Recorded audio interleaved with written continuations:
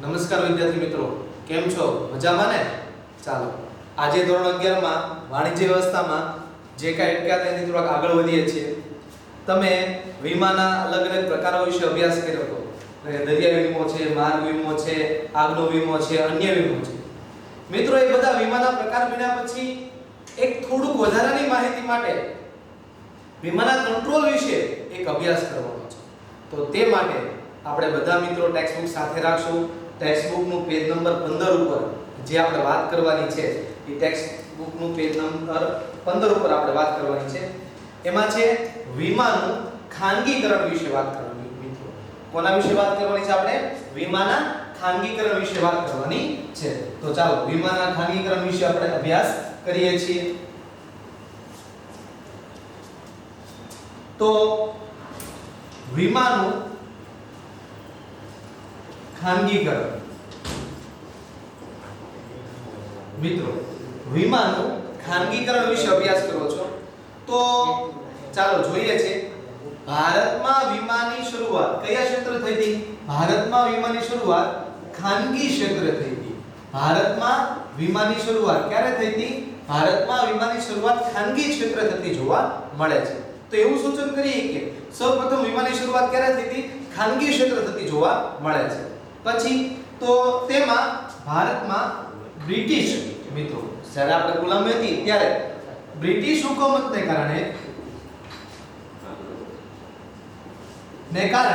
British હુકુમતને કારણે મિત્રો ખાસ ધ્યાન રાખજો, ખાનગી ક્ષેત્રે બ્રિટિશ હુકુમતને કારણે અલગ અલગ ધંધાકીય ક્ષેત્રમાં બ્રિટિશ હુકુમતને કારણે વિદેશી કંપનીઓને ભારતમાં વીમાની શરૂઆત કરી હતી.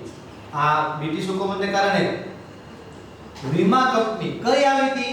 વિદેશી કંપની વીમાની આવી હતી. ખાનગી ક્ષેત્રે બ્રિટિશ હુકુમતને કારણે વીમા કંપનીઓ કઈ કંપનીઓ આવી હતી? તો વીમા કંપનીઓ વિદેશી કંપનીઓ ભારતમાં એ કામ કરવા માટે આવી હતી. પરંતુ એની અયોગ્ય રીત રસમો અને એક કે છે કે ભાઈ એની અમુક નીતિઓ ખરાબ હતી. દાખલા તરીકે જ્યારે વીમો લેવાની વાત આવે ત્યારે બધી સારી વાત કરે. જ્યારે પણ વીમો તમને પાકની મુદતે આપવાનો હોય, પૈસા ચૂકવવાની વાત આવે ત્યારે નાણાં એની પાસે હોતા નથી. તો સૌપ્રથમ વીમા કંપની શરૂઆત ખાનગી ક્ષેત્રે થઈ હતી. બ્રિટિશ હુકુમતને કારણે વીમા કંપની વિદેશી કંપનીઓ સાથે લોન થતી જોવા મળતી. અયોગ્ય રીત રસમો એટલે શું? તો વિદેશી કંપની જ્યારે ભારતમાં આવી તો ભારતના જે વીમા પકવવાના આવવાની વાત હતી ત્યારે એને પૂરતા પૈસા ન આપતા. જે લાખનો વીમો હોય તેની સામે 50,000 60,000 એવી બધી કામગીરી કરવામાં આવતી. તો એ કારણસર અયોગ્ય રીત રસમોની આપણે વાત કરી છે. એટલે બ્રિટિશ હુકુમતને કારણે વીમા કંપનીઓ વિદેશી કંપની ઇન્ડિયામાં આવી હતી, પણ એની અયોગ્ય રીત રસમોને કારણે ભારતમાં 19મી જાન્યુઆરી મિત્રો 19મી જાન્યુઆરી 1956 માં વટહુકમથી શું કરાવું? જીવન વીમાનું રાષ્ટ્રીયકરણ શું કરવામાં આવ્યું? રાષ્ટ્રીયકરણ કરવામાં આવ્યું છે. તો પ્રશ્ન પૂછે તમને મિત્રો કે જીવન વીમાનું રાષ્ટ્રીયકરણ ક્યારે કરવામાં આવ્યું છે? જીવન વીમાનું રાષ્ટ્રીયકરણ ક્યારે કરવામાં આવ્યું છે? તો જીવન વીમાનું રાષ્ટ્રીયકરણ 19મી જાન્યુઆરી 1956 માં 19મી જાન્યુઆરી 1956 માં જ્યારે એનું રાષ્ટ્રીયકરણ કરવામાં આવ્યું છે. તો ઘણાના મગજમાં એમ પ્રશ્ન થાય કે રાષ્ટ્રીયકરણ એટલે શું મિત્રો? કે સરકાર હસ્તક આખી કંપની લેવામાં આવે. કઈ રીતે? તો એવું સૂચન કરી શકીએ છીએ કે દાખલા તરીકે પ્રાઇવેટ હોય, ખાનગી ક્ષેત્ર હોય તો એ ખાનગી ક્ષેત્રનું એકમ કોઈ હોય ઈ સરકારી એકમ બની જાય. દાખલા તરીકે કોઈ પણ ખાનગી ક્ષેત્રના એકમને શેમાં કન્વર્ટ કરી નાખે છે? સરકારી એકમ લઈ લે, સરકારી એકમમાં કન્વર્ટ કરી નાખે તો એને શું કહેવામાં આવે છે? રાષ્ટ્રીયકરણ તરીકે ઓળખવામાં આવે છે.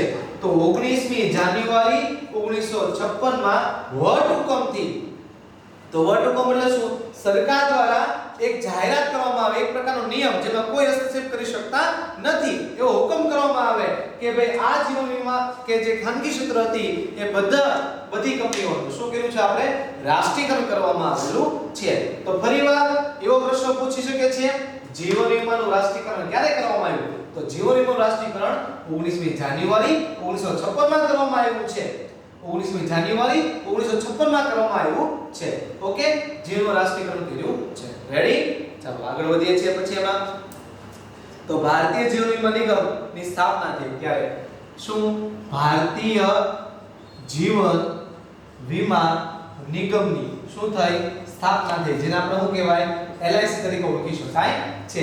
એ સમયે ભારતીય જીવન વીમા નિગમની સ્થાપના કરવામાં આવી હતી અને ત્યારે એમ કહેવાય કે આ જીવન વીમા છે એક હતું શું હતું? ઇજારો ધરાવતો. ઇજારો ધરાવે છે. ભારતીય જીવન નિગમની સ્થાપના થઈ LIC તરીકે તેને ઓળખવામાં છે. આમ જીવન વીમા ક્ષેત્રે ભારતીય જીવન વીમા એક હતું ઇજારાની શરૂઆત થઈ હતી. મિત્રો એક હતું એટલે શું? તો પહેલાના સમયમાં આપણે વાત કરીએ 1956 પછીના સમયમાં જો તમારે વીમો લેવો હોય તો ફરજિયાત કોની પાસે જવું પડતું? આપણે કે ભારતીય જીવન વીમા નિગમ, જેને આપણે LIC તરીકે ઓળખી શકાય છે, LIC પાસે જવું ફરજિયાત પણ હતું. અને એ સમયે એનો ઇજારો હતો. એવું કહેવાય આ સમયે ઘણા આપણે વ્યાજ દર ઓછા પણ મળ્યા છે, ઘણી બધી તકલીફો પણ આપણે વેઠવી પડે છે, પણ તેમ છતાં પણ 1956 પછી LIC નું કામ ઘણું બધું સારું હતું, આપણે એમ કહી શકીએ છીએ. તો પેરેગ્રાફ ફરીવાર ભણીએ છીએ કે વીમાની શરૂઆત સૌપ્રથમ ખાનગી ક્ષેત્ર દ્વારા શરૂઆત કરી હતી. બ્રિટિશ હુકુમતને કારણે વિદેશી કંપનીઓ ભારતમાં વીમા ક્ષેત્રે કામ કરવા આવી હતી, પરંતુ એની અયોગ્ય રીત રસમોને કારણે મિત્રો, કેમ કે વિદેશી કંપની હોય તેના નિયમો કંઈક અલગ હોય, તેની અયોગ્ય રીત રસમો જોવા મળતી હતી. 19મી જાન્યુઆરી 56 માં વટહુકમ દ્વારા જીવન વીમાનું આપણે શું કરવાનું છે? રાષ્ટ્રીયકરણ. જે ખાનગી ક્ષેત્ર બધી કંપનીઓ હતી એને બધું કઈ કંપની પર નાખ્યું? આપણે રાષ્ટ્રીયકરણ કરવામાં આવ્યું છે અને એક નામ આપ્યું છે ભારતીય જીવન વીમા નિગમ તરીકે, જેને આપણે LIC તરીકે ઓળખવામાં આવે છે. આ સમયમાં એક હતું ઇજારો, એટલે કે એક જ કંપની ઇજારો ધરાવે છે, બીજું કોઈ એ સમય હતું નહીં. ચાલો ક્લિયર એટલી વાત. હવે આગળ વધીએ. તો આ હતી જીવન વીમા. હવે આપણે વાત કરીએ છીએ સામાન્ય વીમાની. કયો વીમો છે? General insurance. આ લાઈફ ઇન્સ્યોરન્સ છે.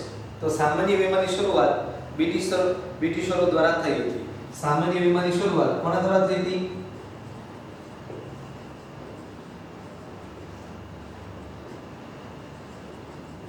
બ્રિટિશરો દ્વારા થઈ હતી. તમને એવો પ્રશ્ન પૂછે અને ખાનગી ક્ષેત્ર, સામાન્ય વીમાની શરૂઆત કોના દ્વારા થઈ? ખાનગી ક્ષેત્ર એટલે કોણ? બ્રિટિશ સરકારો દ્વારા થઈ હતી. સામાન્ય વીમો એટલે શું? તો કાર ઉપર વીમો ઉતરાવો એને સામાન્ય વીમો કહેવામાં આવે છે. કાર ઉપર કોઈ મિલકત ઉપર વીમો ઉતરાવો તો એને સામાન્ય વીમો તરીકે ઓળખવામાં આવે છે. પછી તો કોઈ મિલકત પ્રોડક્શન ઉપર વીમો ઉતરાવો તો એને સામાન્ય વીમો તરીકે ઓળખવામાં આવે છે. તો સામાન્ય વીમાની શરૂઆત કોના દ્વારા થઈ? બ્રિટિશો દ્વારા થઈ હતી. સામાન્ય વીમાની શરૂઆત કોના દ્વારા થઈ હતી? બ્રિટિશો દ્વારા થઈ હતી, એમ કહી શકો છો. પછી આગળનું જે સમયાંતરે વીમા કંપનીઓ પર નિયંત્રણ મૂકવામાં આવ્યા હતા. ધીમે ધીમે સરકારે ઘણા બધા એમાં શું હતા? નિયંત્રણો હતા. ધીમે ધીમે એમાં નિયંત્રણ મૂકતા ગયા છે. સામાન્ય વીમાની શરૂઆત થઈ અને ધીમે ધીમે એમાં નિયંત્રણ મૂકતા ગયા હતા. પછી આગળ વધીએ અને આઝાદી પછી પણ ચાલુ રહ્યું. આઝાદી પછી પણ ધીમે ધીમે નિયંત્રણો રહ્યા હતા અને ચાલુ રહ્યા હતા. ઘણા બધા નિયંત્રણ મૂકવા પડે મિત્રો. શા માટે નિયંત્રણ મૂકવા પડે છે? ઘણી બધી તકલીફો વેઠવી પડતી હતી આપણે. જેમ કે સામાન્ય વીમાની શરૂઆત બ્રિટિશરો દ્વારા થઈ હતી, નિયંત્રણો હતા અને આગળ વધીએ એમાં. તો 1972 માં સામાન્ય વીમાનું શું કરવામાં આવ્યું? સામાન્ય વીમા ને વેપારને કાયદા રાષ્ટ્રીયકરણ કાયદો 1 જાન્યુઆરી 1973 માં તમામ સામાન્ય વીમાનું રાષ્ટ્રીયકરણ કર્યું છે. 19 માં સામાન્ય વીમાનું રાષ્ટ્રીયકરણની શરૂઆત થઈ અને સંપૂર્ણ જે વીમા કંપની હતી સામાન્ય મિત્રો, સંપૂર્ણ એ ક્યારે? તો 1 જાન્યુઆરી 1973 માં રાષ્ટ્રીયકરણ કર્યું. એટલે આપણે એમ કે સામાન્ય વીમા કંપની તો ઘણી બધી હોય, પરંતુ સંપૂર્ણ રાષ્ટ્રીયકરણ ક્યારે થયું? 1 જાન્યુઆરી 1973 માં. પરંતુ જ્યારે શરૂઆત થઈ તો પહેલી એક કંપની લીધી, પછી બીજી લીધી, પછી ત્રીજી લીધી, એમ સંપૂર્ણ 1 જાન્યુઆરી 73 માં. પણ શરૂઆત ક્યારે થઈ સામાન્ય વીમાનું રાષ્ટ્રીયકરણ કરવાની? 1972 માં રાષ્ટ્રીયકરણની શરૂઆત થતી જોવા મળે છે. એટલે એમ કે સામાન્ય વીમાની શરૂઆત બ્રિટિશો દ્વારા થઈ હતી. નિયંત્રણો ઘણા બધા નિયંત્રણો હતા એ આઝાદી પછી પણ ચાલુ રહ્યા હતા. 1972 માં સામાન્ય વીમાનું રાષ્ટ્રીયકરણ કરવાની શરૂઆત પણ થઈ હતી. સંપૂર્ણ વીમાની 1 જાન્યુઆરી 1973 માં આપણે અપનાવવામાં આવ્યું. રેડી? ચાલો આગળ વધીએ છીએ એમાં. તો વીમા ક્ષેત્રે કામગીરી સમિતિ માટે એક સમિતિની રચના થઈ હતી. તો આગળ વધીએ. તે વીમા માટે તમને એવો શબ્દ કહે છે વીમા માટે વીમા ક્ષેત્રે કામ કરવા માટે એક શેની થઈ સમિતિની રચના થઈ. વીમા ક્ષેત્રે કામ કરવા માટે શેની રચના? સમિતિ. મિત્રો સમિતિ એટલે શું? તો 10-15 જણા ભેગા થઈને કોઈ પણ કામ કરવાના હોય હેતુ સિદ્ધ કરવા માટે ભેગા થઈ એકત્રિત કરવા. તો વીમા ક્ષેત્રે સારી રીતે કામ થાય તે માટે એક સમિતિની રચના થઈ હતી. જેના અહેવાલ ભારત સરકારે વિદેશી વીમા કંપનીઓને ભારતીય કંપની સાથે સહયોગ વીમાનો ધંધો કરવાની જોગવાઈ પણ કરી હતી. એના આધારે એમ કે છે વીમાના અહેવાલોને આધારે કે ભારત સરકાર વિદેશી વીમા કંપનીઓને સહકારથી વીમાની શરૂઆત પણ કરી હતી. એટલે એમ કે છે ધંધો કરવાની શરૂઆત કરી હતી. ક્યારે? કે ભાઈ અહેવાલને આધારે ભારત વિદેશી વીમા કંપનીઓને સહકારથી વીમાની શરૂઆત પણ કરી હતી. એટલે કે વિદેશી કંપનીઓ ભારતમાં આવવા લાગી. ક્યારે? જ્યાં સમિતિ રચના. સમિતિને એવો એક ઉદ્દેશ હતો કે ભાઈ આપણે ભારતમાં જેટલી કંપનીઓ છે સારી રીતે ચાલે, પછી સારી રીતે ચાલે તો વિદેશી કંપનીઓને કેમ આપણે આકર્ષી શકીએ, વિદેશી કંપની કેમ આપણા દેશમાં આવી શકે વીમા માટે, એની પણ વાત એને કરી હતી. તો અહેવાલના આધારે ભારતમાં વિદેશી કંપનીઓ ભારતમાં આવે તેની સૂચન કરેલું છે. પછી આગળ વાત કરીએ તો તે માટે 1999 માં એક સમિતિ છે આપણે જે કીધી બેઠક હતી, નામ છે વીમા નિયમન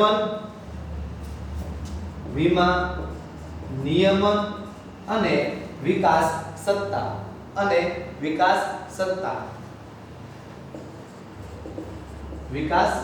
મિત્રો. આજે જે સ્થાપના થઈ છે વીમા નિયમન અને વિકાસ સત્તા, એ શું છે આખું કે આ સમિતિ રચનાને આધારે 1999 માં આ એક સ્થાપના થઈ. જેમ આપણે બધી બેંક ઉપર કોણ કામ કરે છે? તો બેંક ઉપર આરબીઆઈ કામ કરે છે ને, એમ આપણે વીમા ઉપર કોણ કામ કરે છે? વીમા નિયમ વિકાસ સત્તા, જેનું નામ છે ઇંગ્લિશમાં કે IRDA. એટલે શું? ઇન્સ્યોરન્સ રેગ્યુલેટરી ડેવલપમેન્ટ ઓથોરિટી, એવો આપણે શબ્દ બોલી શકીએ છીએ. જે નેક્સ્ટ પોઈન્ટ આપણે શીખવાના છે તે મુદ્દો છે.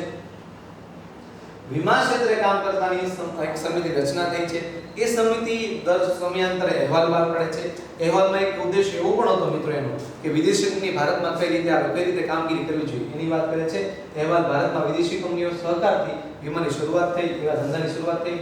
1999 માં વીમા નિયમન અને વિકાસની સત્તા દ્વારા કરવામાં આવે છે. જેમ આરબીઆઈમાં એટલે કે બેંકો ઉપર બધાનું આરબીઆઈ નું કંટ્રોલ હોય, એમ વીમા ઉપર કોનું કંટ્રોલ હોય છે? IRDA એટલે કે ઇન્સ્યોરન્સ રેગ્યુલેટરી ડેવલપમેન્ટ ઓથોરિટી, એવો શબ્દ આપણે બોલી શકીએ છીએ. ઓકે, આ હતી વાત આપણે વીમાના ખાનગી ક્ષેત્ર. મિત્રો ખાનગી ક્ષેત્ર છે એ તમને 3 માર્કમાં કે 2 માર્કમાં પૂછી શકે છે. મોટા ભાગે 3 માર્કમાં પૂછી શકે છે. પછી અલગ મુદ્દા કે ભાઈ વીમાનું રાષ્ટ્રીયકરણ ક્યારે કરવામાં આવ્યું છે, એ વાત અલગ છે. આખી અલગ મુદ્દાઓ તમને પૂછી શકે છે. ક્લિયર? ચાલો હવે પછી આપણે એમાં આગળ વધીએ છીએ. જાણતા તેનાથી પછીનો પોઈન્ટ છે વીમા નિયમન અને વિકાસ સત્તા વિશે. જે આપણે કહીએ છીએ IRD વિશે, તો એની વિશે આપણે અભ્યાસ કરવાનો છે. ચાલો આગળ વધીએ. તમારે આ બધું 2 કે 3 માર્કમાં પરીક્ષામાં પૂછવા જેવું છે, બરાબર?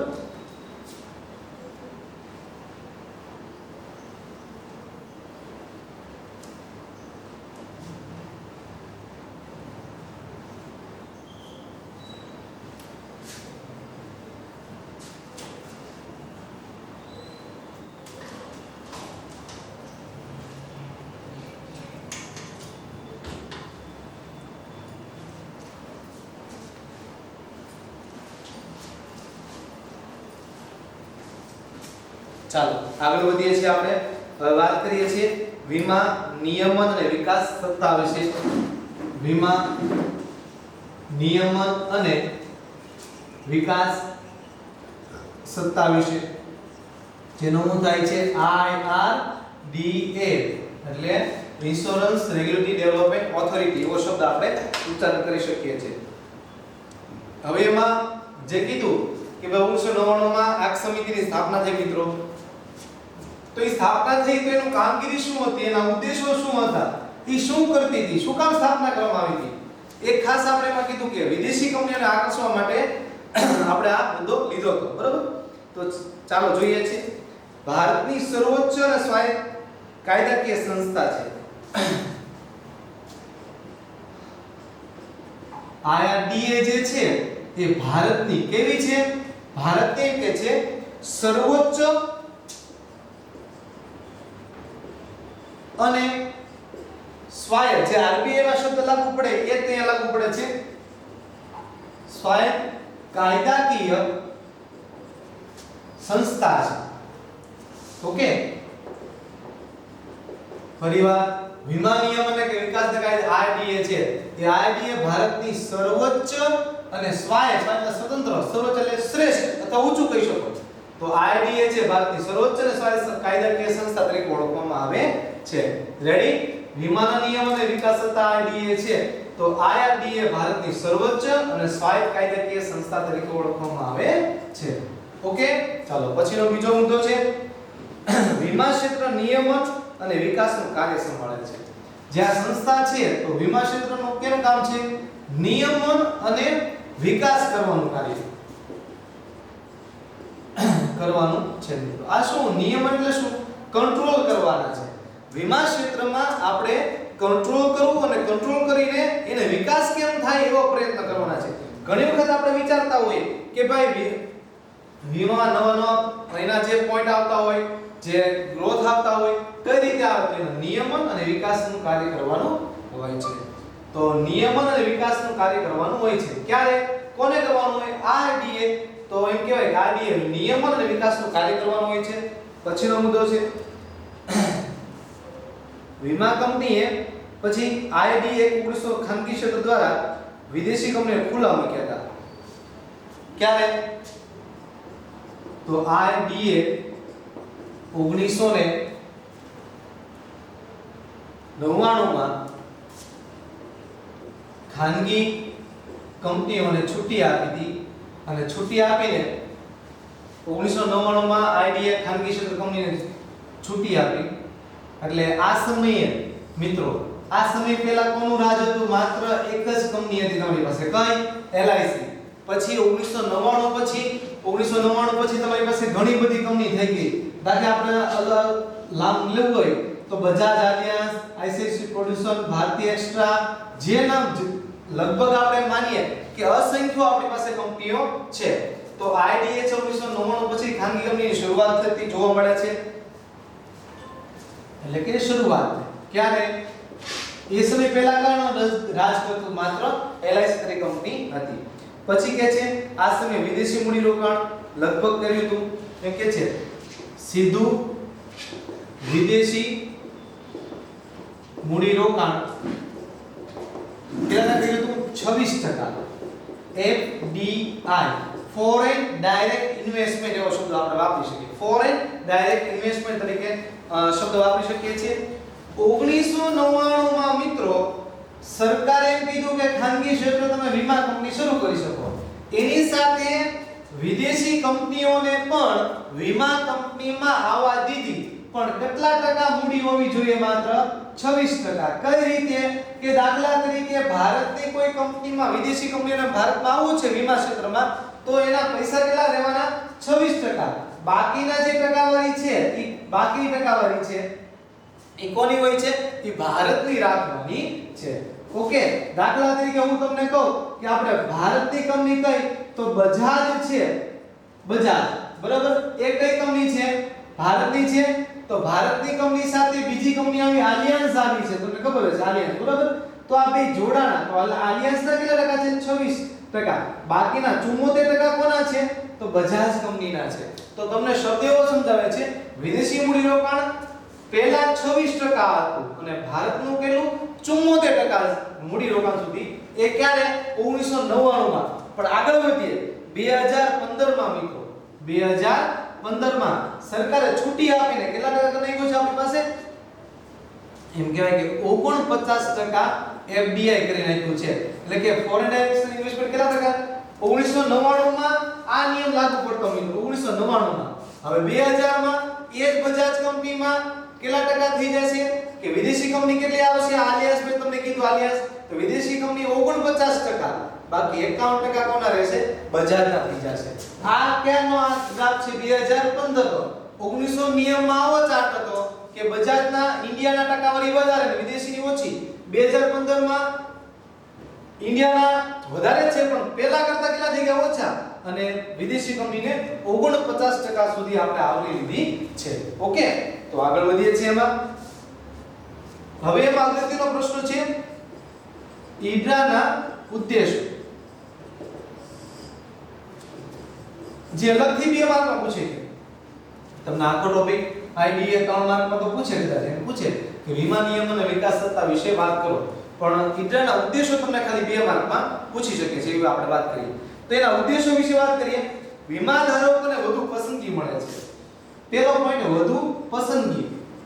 કઈ રીતે પસંદગી મળે મિત્રો? તો પહેલા આપણે વાત કરીએ કે 1999 પહેલા માત્ર કઈ કંપની હતી?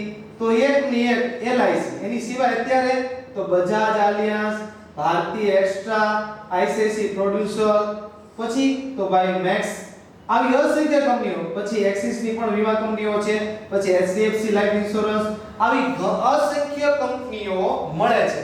તો પહેલા આપણી પાસે 99 પહેલા એક જ ઓપ્શન હતો. હા, હવે તમારી પાસે તમે કોઈ પણ પોતે પસંદ કરી શકો છો. રેડી? તો વધુ પસંદગી મળે છે. બીજો પોઈન્ટ છે વીમા કંપનીઓ સ્પર્ધા થાય, ઓછા પ્રીમિયમ વધુ સારી સેવા મળે છે. ઓછા પ્રીમિયમે વધુ સારી સેવા. મિત્રો, તમારી પાસે એક જ કોઈ વસ્તુ હોય તો તમારી પાસે કદાચ નાણાં વધારે પણ ચૂકવવા પડે, પણ જ્યારે એટલી બધી તમારી પાસે કંપની હોય તો શું થાય છે? એક એવી કંપની કે 10,000 માં તમને લાખ રૂપિયાનો વીમો આપું, તો બીજી કંપની કે 10,000 માં તમને હું 2 લાખનો આપું, તો આપડા તો પૈસા એના જ છે, પણ સામે રકમ જે સેવા મળવી જોઈએ એ સેવા કેવી થતી જાય છે? વધતી જાય છે. એટલે ઓછા પ્રીમિયમમાં ઓછા પૈસા ખર્ચો અમે સેવા કેવી મળે છે? વધારે મળતી જોવા મળે છે. એટલે કે છે બજાજ કે કોઈ પણ કંપની હોય મિત્રો, એ બધામાં પ્રીમિયમ ઓછા થાય છે અને આપને એનું સેવા કેવી મળે છે? સારી. એ કયા કોના ઉદ્દેશતા? આઈડી એટલે કે ઈડ્રાના ઉદ્દેશો જોવા મળે છે. પછી ત્રીજો પોઈન્ટ છે અર્થતંત્રમાં ભંડોળ મેળવવા માટે. અર્થતંત્રમાં ભંડોળ મેળવવા માટે મિત્રો, તમે જ્યારે પણ વીમા કંપનીની શરૂઆત કરો, દાખલા કે મારે વીમા કંપનીની શરૂઆત કરવી હોય તો આપણે હું નથી કરી શકતો. કારણ કે એમ વીમા કંપનીની શરૂઆત કરી તો આપણે કરી ન શકીએ. શા માટે ન શકીએ? એનું કરોડો રૂપિયાનું ભંડોળ, પહેલા તો એ આઈડી માં જમા કરાવવું પડે છે. ઓકે, જમા કર્યા પછી પણ દરેક વીમા કંપનીની પોલિસીમાંથી અમુક રકમ તમારે ફરજિયાત એના જે ઈડ્રાના ઉદ્દેશોને હેઠળ જમા કરવી પડશે. એટલે કે અર્થતંત્રમાં આપણા દેશમાં પૈસા ભેગા કરવા માટે પણ આ જે પણ વીમા કંપનીઓ છે એ તમને ફાળો આપતા જોવા મળે છે. એટલે અર્થતંત્રમાં ભંડોળ ઊભું કરવા માટે, કેમ કે આઈડી માં જે કંઈ પૈસા ભેગા થાય એ પૈસા ક્યાં ઉપયોગી થાય છે? દેશ માટે જ તે. તો અર્થતંત્રમાં ભંડોળ મેળવવા માટે પણ ઉપયોગી છે. ચોથું છે કંપની સ્વનિયંત્રણ લાવ. વીમા કંપનીમાં સ્વનિયંત્રણ લાવ, સ્વ નિયંત્રણ લાવવું પોતપોતાની મેળે. કેમ કે આજે આપણે એમ કહીએ કે ભારતમાં લગભગ 20 થી 30 વીમા કંપનીઓ, વધારે હોય તો નાની, 20 થી 30 વીમા કંપનીઓ જોવા મળે, સારી સારી વીમા કંપનીઓ છે. તો એની મેળે પોતાની મેળે એ સ્વનિયંત્રણ લાવી શકે છે. કેમ કે એનો ગ્રાફ ક્યારેક ઊંચો હોય ક્યારેક નીચો હોય તો એવું જોવા મળે. સ્વનિયંત્રણ લાવી શકે છે. પછીનો ઉદ્દેશ છે ફરિયાદ નિવારણ તંત્રની વ્યવસ્થા પણ કરવાની છે. પાંચમું, ફરિયાદ નિવારણ તંત્ર. હવે દાખલા તરીકે આપણે કોઈ વીમો બજાજમાં કે મેક્સમાં ઉતરાયેલો છે, પરંતુ ત્યાં કંઈક પ્રશ્ન થયો છે, આપણે પૈસા પૂરેપૂરા મળતા નથી, તો આપણે ફરિયાદ કોને કરશું? આપણે આપણી ફરિયાદ આઈડીને તમે રજૂઆત ડાયરેક્ટ કરી શકો છો કે એને ફરિયાદ થતું જોવા મળે. ફરિયાદ દેવા માટે પણ આ કામગીરી થઈ શકે છે. ઓકે, તો ફરીવાર આપણે આઈડી વિશે અભ્યાસ કરીએ છીએ. IRD એટલે કે ઇન્સ્યોરન્સ રેગ્યુલેટરી ડેવલપમેન્ટ ઓથોરિટી તરીકે ઓળખવામાં આવે છે. ભારતની સર્વોચ્ચ અને સ્વાયત્ત કાયદાકીય સંસ્થા તરીકે ઓળખવામાં આવે છે. નિયમન અને વિકાસ એટલે કે એના નિયમન અને વિકાસ કરવાનું કાર્ય કરે છે. IRD એ 1999 માં ખાનગી કંપની પછી શરૂઆત કરી કે પછી 1999 પછી ખાનગી કંપની શરૂઆત થઈ. એ પહેલા બધી LIC તરીકે એક LIC જ હતી, પણ પછી ધીમે ધીમે બધી કંપનીઓ ભારતમાં આવવા લાગી. એની સાથે એક બીજું પગલું 1999 માં લીધું. હું સીધું વિદેશી મૂડીરોકાણ એટલે કે ફોરેન ડાયરેક્ટ ઇન્વેસ્ટમેન્ટ FDI તરીકે ઓળખવામાં આવે છે.